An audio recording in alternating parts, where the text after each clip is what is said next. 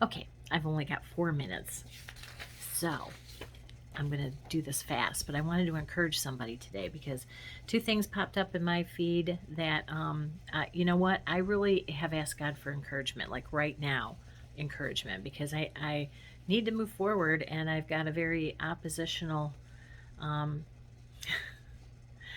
element working in my life right now without telling on anybody.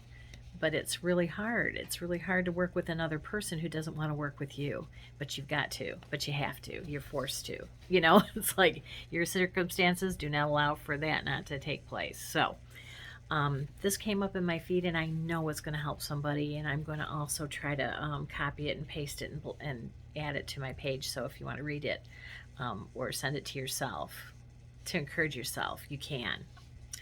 I'm posting this for someone who's been in an era of intense opposition and warfare. This era I'm talking about has been an extended period of time in which you've felt trapped in a cycle of defiance, opposition, and setbacks that seem to have succeeded in cutting you off from ever stepping into the full measure of the destiny that you know in your heart God has called you to live. Your era of intense opposition has been cyclical, and although you have despaired from feeling like you'll never break the cycle, what you haven't been able to see is that there's been a divine process in your pain, and that process is positioning you before a door of great favor. And let's think of Joseph's a great example of that.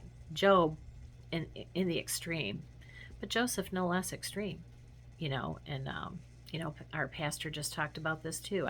I feel like God puts things, on repeat with me. It's like he gives me a little bit here and a little bit there. It all connects together so that he's helping me to move forward and recognize his purpose, in my life.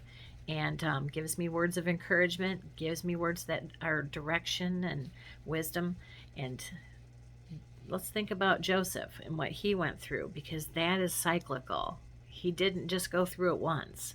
It took a while for him to get to the position of breakthrough. So, your era of intense opposition has been cyclical, and although you have despaired from and feeling like you'll never break the cycle. What you haven't been able to see is that there's been a divine process in your pain, and that process is positioning you before a door of great favor. God has good things ahead of you. There is a call going forth now for you to raise your expectations, and in the middle of your conflict, dare to dream again. Be bold, be audacious in this season, because the Lord is restoring courage to your heart. God's about to open a door of favor in your life that is greater than you've been expecting. None of the things you've been wrestling with will be able to stop this door from emerging. Your enemy cannot alter what God is setting up.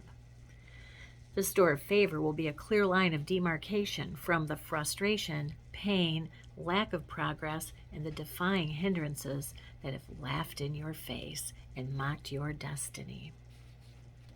So be encouraged, but more than that, raise your expectations.